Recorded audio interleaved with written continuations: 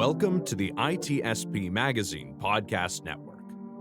You're listening to a new episode of the Leadership Student Podcast with MK Palmore. We are all lifelong learners, and nowhere is this more relevant than in the practice of leadership. Our goal is continual learning and improvement. Let's get after it. Knowledge is power, now more than ever.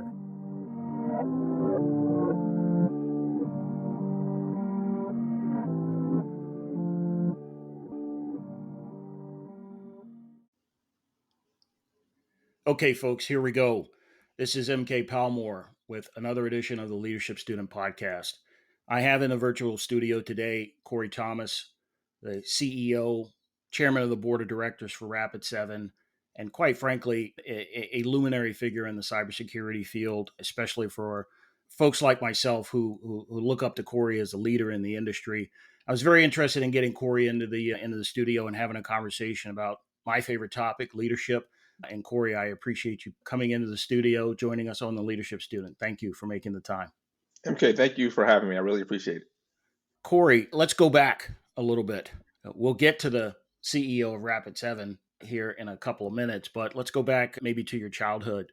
First impressions of a leader in your life or someone who you took guidance from that really made an impact on you. Who was that person for you?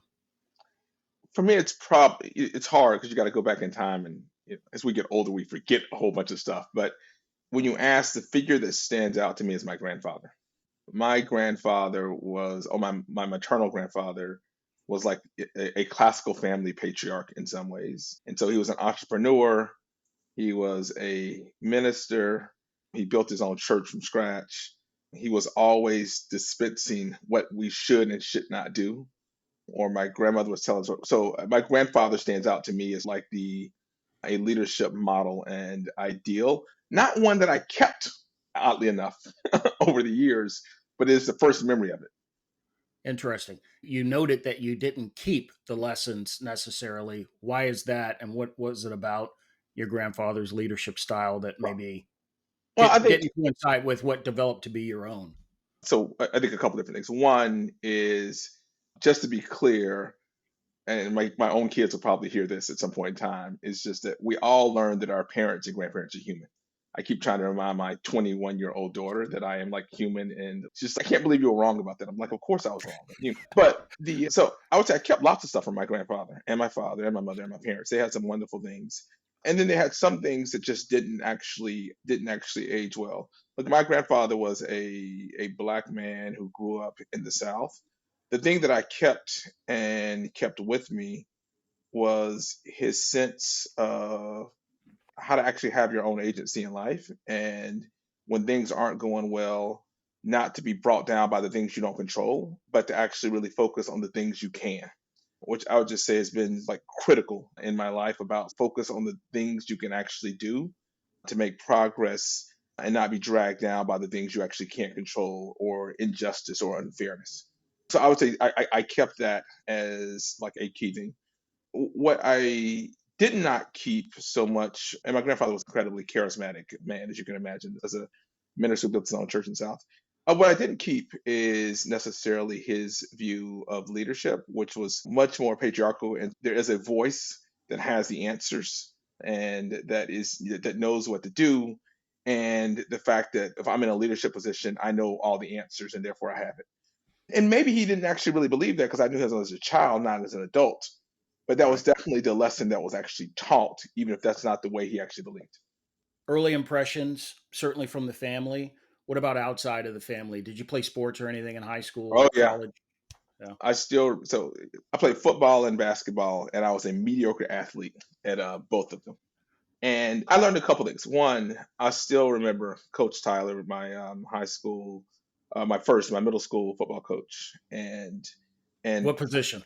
running back, wide receiver, and then cornerback.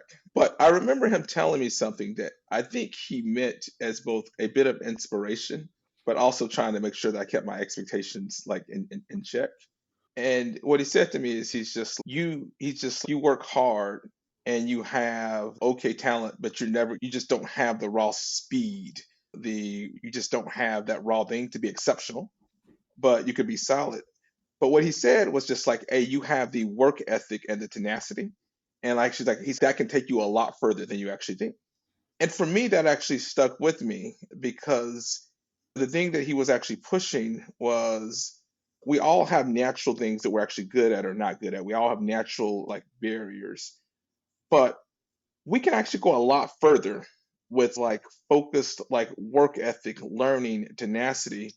And his point is that for where you are right now, your barrier is not like the gifts you've been endowed with, it's your ability to actually hone them. And that actually, as a mentality, actually stuck with me throughout life, where it's easy to think that I'm not good at something. I have this discussion with my kids, and there's lots of people that have natural gifts that actually get out outplayed, out exceeded with people who have lesser talents and lesser gifts, but the people just work at it much more focused and much more tenaciously. And so that's one of the lessons I got from sports. I wonder if I use this generation as an example because I spend a lot of time, as you well know, talking to folks about getting into the cybersecurity arena.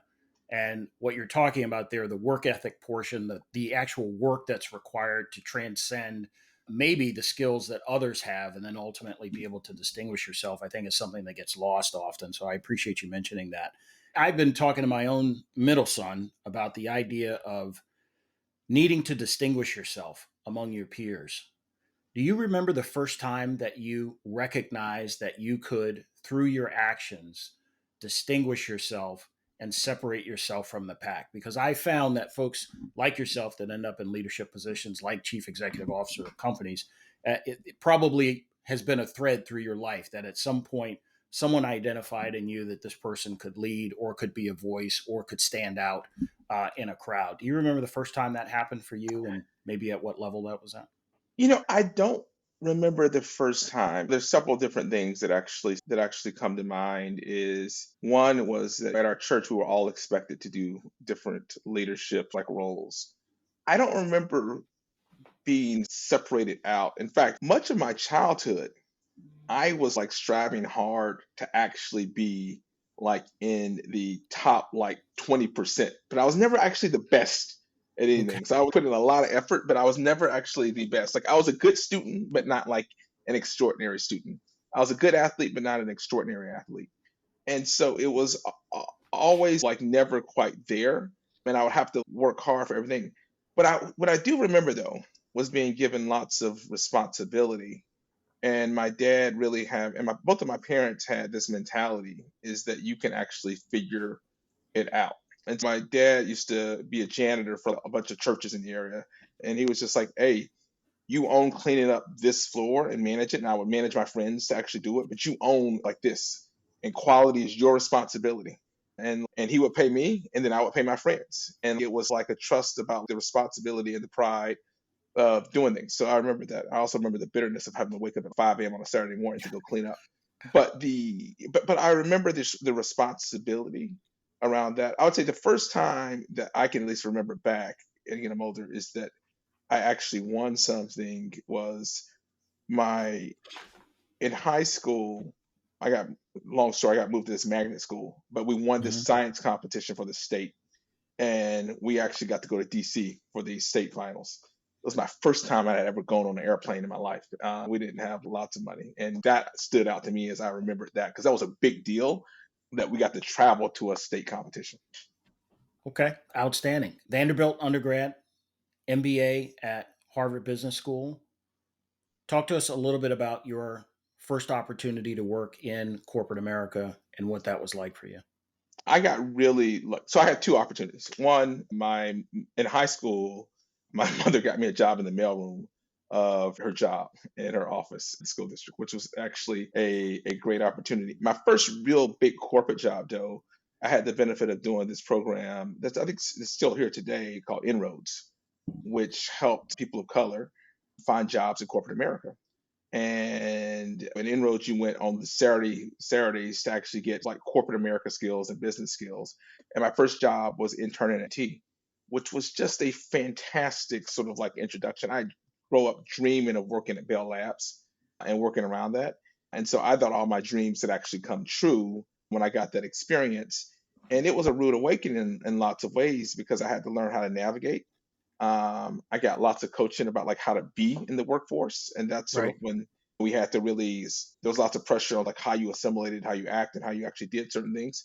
But I also got to be AT&T in a time when it was in utter distress in the '90s, and you saw it like breaking up, falling apart, and it triggered something in me because I had this company that I had idolized all of my life, and to see it struggle was a shock for like my sort of like young Right. 18-year-old brain, which really catalyzed I think my career in many ways into entrepreneurship and other things, because I end up with this question is like, how do all these brilliant people fail?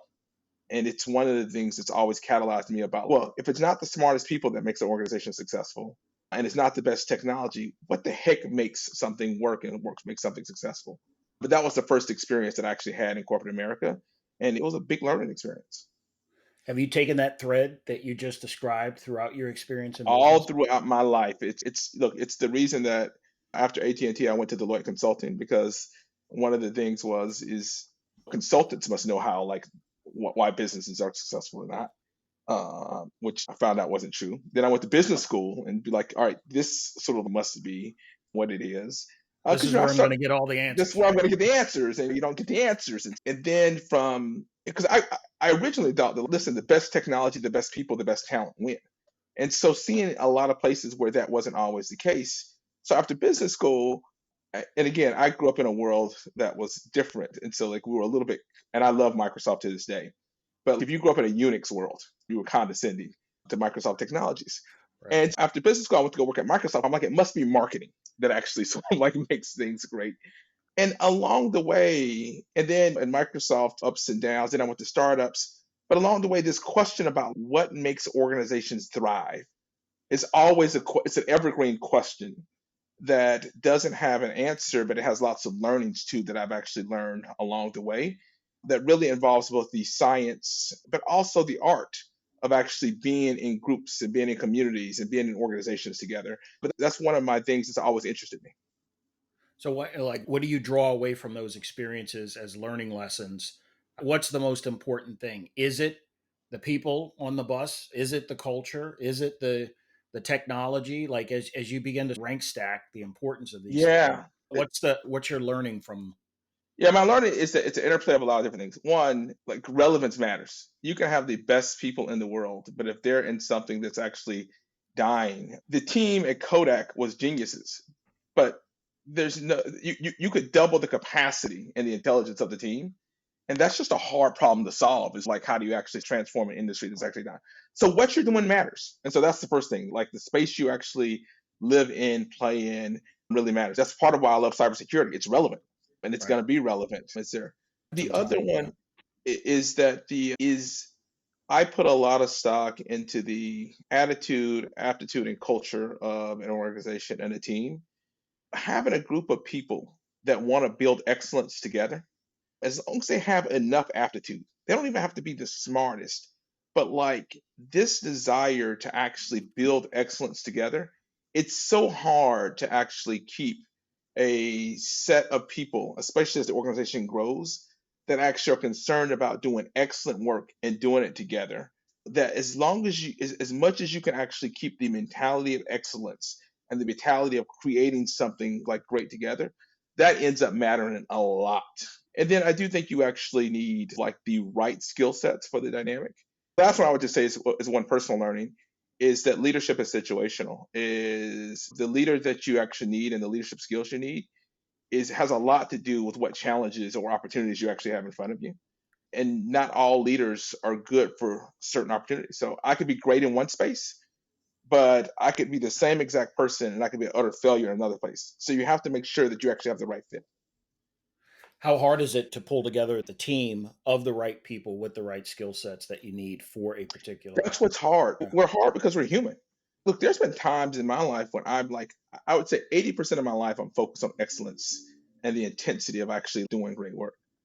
But when my son was born and we had challenges and he had a rough sort of like first couple years, that was not my biggest focus area and concern. And so what I would just say is that it's hard because you're never going to have perfect alignment and focus and intensity on the excellence piece because we're human. And that's okay. That's not the goal. But navigating that such that you actually have a team and a group of people that are focused on doing extraordinarily good work and pushing the boundaries. And it's not a job. It's about creating and building like great things together. It's meaningful and it's actually important, but that requires like a getting people that have the right sort of like general mindset distribution attitude, people that really want to learn, that people really want to evolve. You meet some people and they are like, I actually know how the world works, and if people just did what I said, everything will be fine. And that to me is the most like, I'm like, keep those people away from me. I want to be around people that are actually deeply curious about the way the world works and know that we're living in a flow and that Right. things change and they want to understand how things change. And finding those people, creating the space where they actually work together, that's just hard work. Yeah, I call that mentality the student mindset, Yeah, hence the name of the podcast. Because I feel like there's just always another lesson to be learned in the there leadership realm. is. There's just no Exactly. way you're gonna come to the table. I don't care how many deep experiences you've had. There's no way you're gonna come to the table and be ready for everything under the sun because, like you indicated, there are humans involved, and humans just naturally have this infinite ability to bring a different set of circumstances to the table that will be unique and new to any particular situation. It is. And also, like, it's wondrous that we're in a flow of change. Like, things are always changing. Sometimes they're changing faster, sometimes they're changing slower. But, like, the world is changing. And so that's an opportunity. But it also makes it, like, hard where no one should feel comfortable resting on their laurels. So, with the idea of the fluidity of situational affairs in business and leadership, how do you maintain accountability? There's certainly a belief system that you want to allow people space to fail, to miss, and learn from those experiences, and then be able to move forward. How do you ensure that you're allowing folks the space to do that, but at the same time holding people accountable for missing on parts where they should have been able to do better?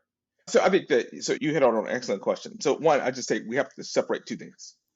Um, you have to have a tolerance for failure, but you have to have an intolerance for sloppiness. And those are two really big things. Right. Failures that are the result of sloppiness are unacceptable and they should actually not be tolerated at all. So, things where you actually didn't do your homework, you didn't prepare, you didn't do the work, like any reasonable preparedness that could have prevented it wasn't done. There's a different set of failure that's completely acceptable. Is that sometimes, in fact, I would say the harder thing, we're going, the whole economy is going through this. There's lots of organizations that did fine in a zero interest rate environment that were actually, and a lot of people who did fine that actually didn't do good work. And so you can actually have good results and not have done good work. The other side is true. You can have actually done excellent work, the right work, and you actually had like a failure because you know what? You did really good work. You did your homework. You had to actually take a bet on imperfect information, and the bet didn't play out. That's fine. That's a healthy fair. You should learn from that. You should evolve from that. And so the if the type of failure really matters. Like the type of failures that I respect and I learned from is that we took a bet that was a clear bet, well executed, and it didn't work out, and that's a learning. That's great. That builds the strength, the knowledge, the capacity of the organization. Sloppiness is a completely separate thing, and that should not be tolerated and accepted. The other piece of it that I tell my leadership team is that in general, even when we take good bets, we're going to have some failures. We just can't have repeated failures. And so you have to win more than you lose. So the way that I think about it is your losses need to count for less and your wins need to count for more. But there's no such thing as success over a long term if you don't win in general. You have to win. And Right. so you have to just make sure that if you're well managing when you have failures, you actually catch them, you learn from them, and they actually lead up. And when you actually have wins, you scale them and you leverage Anything from your leadership background that I hate using the term failure because you actually learn from them. Yeah, mishaps failures are or fine. misses. Yeah, you learn from those things. Anything stick out in your mind is just something that you carry with you. I could have done a better job in any one particular situation that just sticks in your craw for the long term. Oh, I have a lot of, the issue is I have so many of them that they crowd out spaces. One of them was when I was at Microsoft, I was responsible for this product launch. And I did a poor job because I did not want to ask for help. And luckily, I had a good boss and a good friend, Margaret, who actually forced me to actually get help. But I almost led it to failure because I did not want to ask for help. And that was more about my ego. And I was given a job. I was so concerned about the fact that I wanted to know that I could do a good job that I refused to actually acknowledge where I actually needed help. So that's one. That's one learning. Another big one that I'll never forget is it was early, like shortly after I became CEO. We had an issue and we had to make some changes. It didn't work out. It wasn't working out. And I was a little bit paralyzed. And as I talked to my friends, I realized sort of two things. Is one, under stress, I was isolating myself, and embarrassment was leading me to actually become more self contained. And when you're under pressure, that's when you need your friends, that's when you need collaboration, that's when you actually need engagement the most. And I was a pretty miserable person. And luckily, I had a good friend and a good colleague who actually really pushed me that like self isolation is not what you actually need when you're under extreme duress and extreme pressure. It was actually leading me to actually do a poor job. So those two things are like just two early things that actually just stand out in my mind. Amazing. Your ascent at Rapid 7. Were you part of the founding team at I was Rapid not 7, or part of did the you come in? founding team. I was Or the did you hire. come? I came in. I think I was like when the company had 50 people or so, Okay. and it was like a couple $1 million in revenue, like $6, $7 million in revenue. What do you think was the critical factor that leads you from an executive position in the company to being designated the CEO? Any one particular critical situation, or were you just able to show over a period of time your ability to I would lead, just, yeah. Look, I think it's an garner intersection of. teams? Yeah. Yeah, it was the intersection of a lot. So one, it was half a set. It was not the plan. It was not my Okay. plan. It was not Rapid Seven's plan. I was supposed to come in and help scale it for a few years and help mature it and then go do something else. I actually had wanted to start my own business. And so what I'll just say is that even today, I think you have to hold on. You have to have aspirations, but there's an art to actually having strong aspirations, but not holding them too tightly. And so I had planned to actually build a company. I had not planned on actually sort of being CEO of Rapid Seven. And so that wasn't the case at the time. Now, what happened along the way was I drove some bold bets at the time. I did the acquisition of Metasploit early on and got to partner with HD Moore, who's actually brilliant. We had some business success along the way. We had a couple crises that like were unplanned, but I stepped into them. And for lots of people, by the way, that's a very common thing. Is how do you perform under duress ends up being an opportunity. Okay. And so I certainly had some of those. I had some failures, but I had some good team members and some grace around that. But those things set up a dynamic where when there was an opportunity and the company had to actually look at like hiring a CEO from the outside or taking a risk of someone who had never done it before, it was a risk to be clear at the time. Like I was not qualified to actually do the job.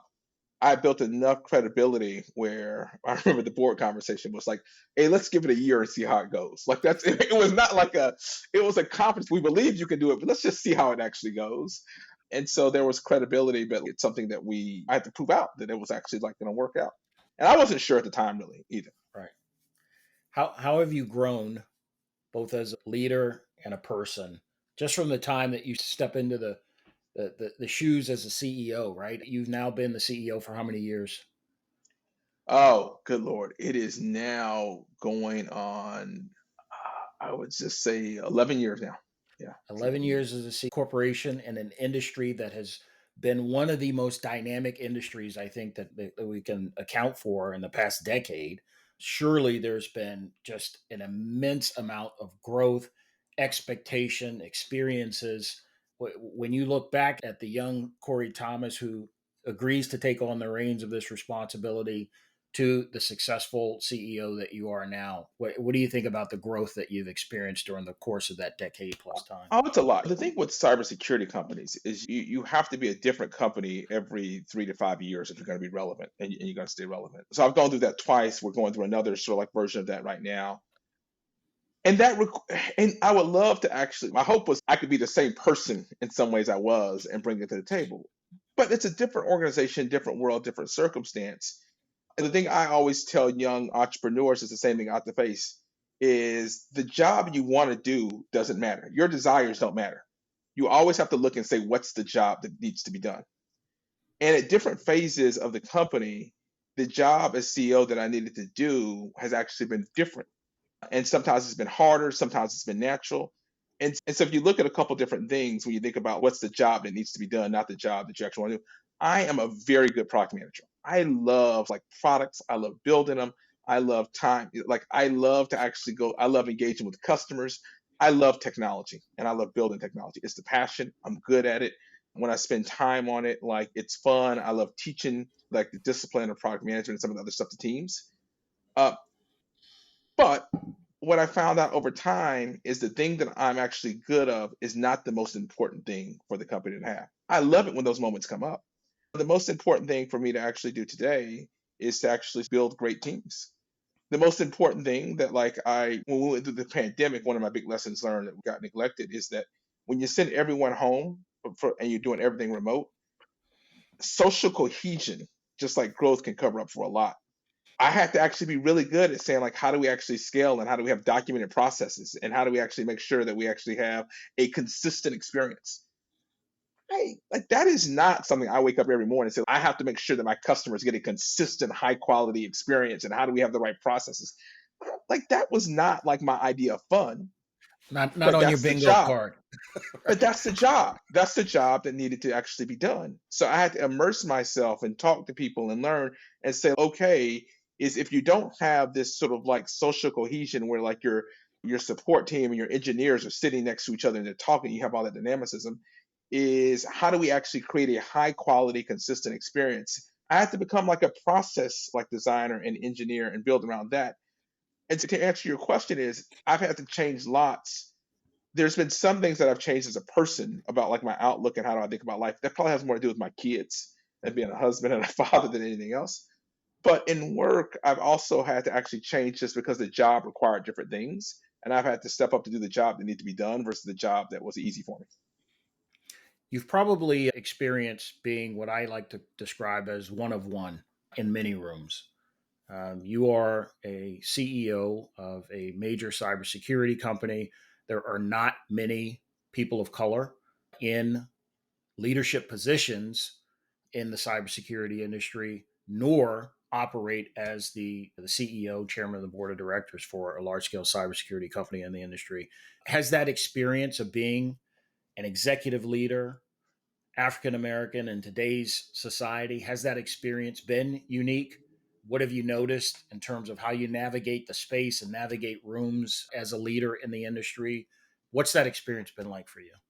It's an interesting one because I didn't know what to expect. So, a couple things. One, when I was in high school, I went to a school that had wonderful people, but it was in a challenged school district. And my mother, through lots of work and tenacity, got me tested into a magnet school. And so I got bused to school. I had the experience of being one of a few Black people at this magnet school. Luckily, I wrote the bus with people that looked like me. But then I was one Uh-huh. of the few people in the honors and AP classes in high school. And the reason that's actually a little bit important, because the same thing happened at Vanderbilt, the same thing happened at AT&T, the same thing happened, uh, is I think that it's really hard. And I told my mom this in retrospect, it was incredibly difficult my sophomore year in high school, where I went through this sort of like shocking transition. But every 10 years, it got a little bit easier because I've been doing it for so long. So it was not a Right. new experience. And so that's one. The second one is to your question about like being one of the few sort of like Black CEOs and Black executives. One thing that stands out, like I talked to sort of like one of my mentors, Ken Chenault, and he'll tell you like we always thought it would grow, but there was a strong crop of people in the 90s and 2000s that looked like they were, if you look at public company CEOs, and you actually see less now. No, it looks like we have another strong set of people that are like stepping into leadership roles. But it is a little bit disheartening that we don't have more diverse leaders like running companies. The personal experience that I actually have runs the gamut. And so let me just talk a little bit about what that means. Yes, I've had experiences where I walked into the room and someone thought I was the eight in an investor room and I got treated like the eight. I've also had wonderful experiences of coaching and mentoring around. I've had experiences where people actually presume that they know me based on stereotypes and they actually didn't actually know me. And so I would just say I've had good experiences and I've had bad experiences. And I think that's human at some level. This is a little bit of where I do take my grandfather's early wisdom like into play. It's sort of two things that actually stand out. Is one is look at life as a blessing and think about what you can actually do with what you've given, not the adversity that's actually in front of you. And again, I talked Right. earlier about like that mindset that I actually brought to the table. And so even when I'm in some of those experiences, that's their issue. That's not my issue. Because I've been blessed and blessed mightily. And so that's one like thing that actually stands out and actually comes to mind. The other one that I frankly feel more than anything else is how do I actually mentor, network, and build connections amongst other people at different other sort of people of color across different layers of management to create more of a pipeline so it's not like that in the future. So those are like the two things that I actually think about. And so like some of my role models, I look at people like Jim Cash, who's actually done a phenomenal job of actually bringing diverse leaders through corporate American ranks. And I think we all have to be carriers of that legacy. How you touched on the mentoring piece a couple of times. How important is it for you to make time to mentor others? And what's the experience been like? I'm sure you have, I call it like my personal board of advisors, the folks that I turn to for those conversations that have been there, done that. Talk about that in both directions, Well, mentoring yeah, down and also who you turn to for those moments of salient conversations that you might need to have. yeah, like I am blessed to actually have lots of people that I actually can turn to, both friends, people that are retired and with lots of experience. And I spend a lot of time with, as usual, if I, my the personal board of advisors. And look, I think the most important thing you actually get out of it is when you're candid. And so when I'm talking to them, I'm just talking about what's working, what I'm excited about, life struggles. They're often helping me actually think about how to balance like work and family and civic obligations. And so I think you have to bring your whole self to those discussions. I find I get more out of my quote unquote large circle of personal board of advisors when I'm authentic and honest about what's really happening with me. And that requires a little bit of work to actually be, for me to be honest about what's happening with myself.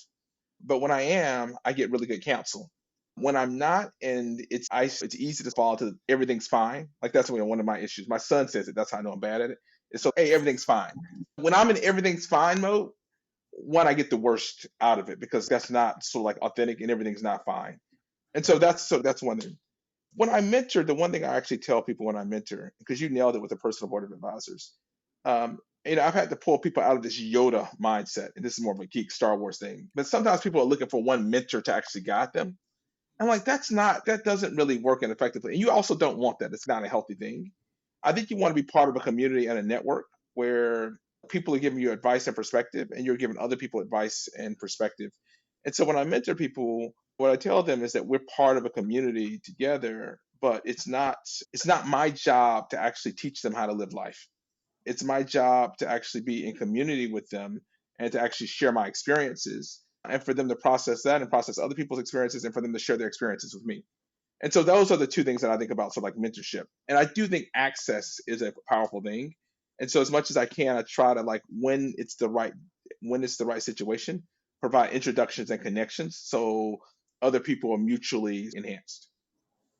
So I touched on the subject before we got started on personal wellness.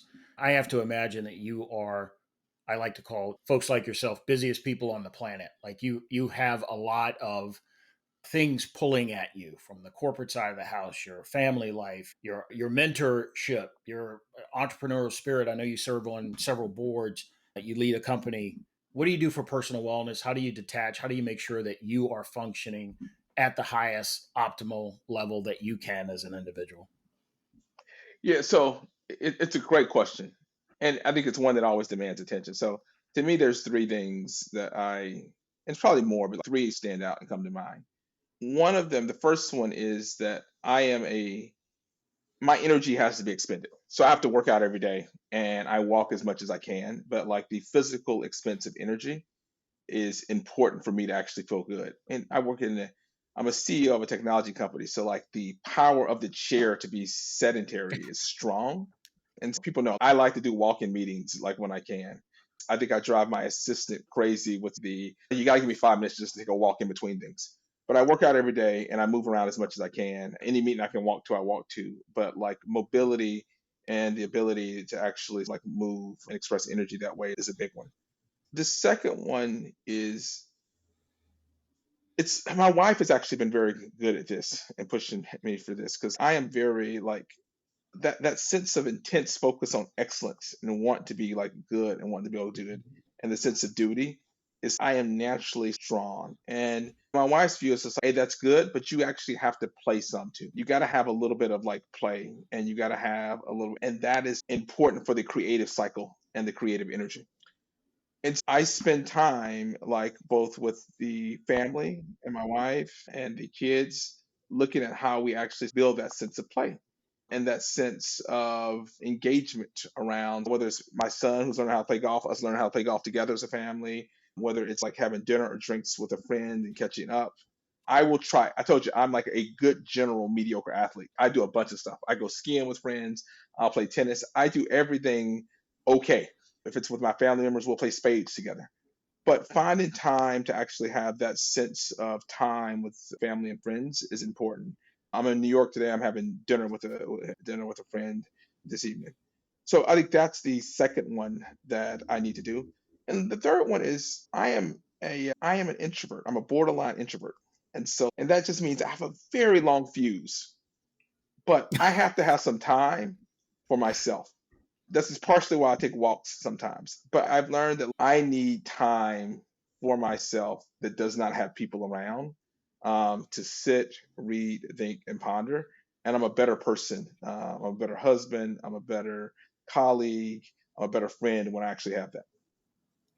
Corey, I know that you are busy. I want to thank you for spending time having this conversation with me here today in the virtual studio. Sir, I want to tell you, you are an absolute beacon. There are those of us in the industry who certainly look up to you. Keep being excellent, keep striving for excellence, keep doing what you do because we recognize it and we see it as an opportunity for all of us to level up our game. So we certainly appreciate what you've been doing in the industry and we want to continue to see you thrive. So I appreciate the time and I appreciate the conversation. Thank you. And I have to say, thank you not just for having me, thank you both for the podcast, but also thank you for the work that you're doing in the community because you've actually found a way with the work that you're doing in the community to actually really scale mentorship, leadership. And so thank you for that. It really does matter. I appreciate it. I appreciate it. That's it for this episode of the Leadership Student Podcast. Thank you, Corey Thomas, and thank you to the team at Rapid 7 for making sure he could carve out time to speak with us today. We appreciate the gems that we got from the conversation, and we will see you guys next time on the Leadership Student Podcast. Thanks again.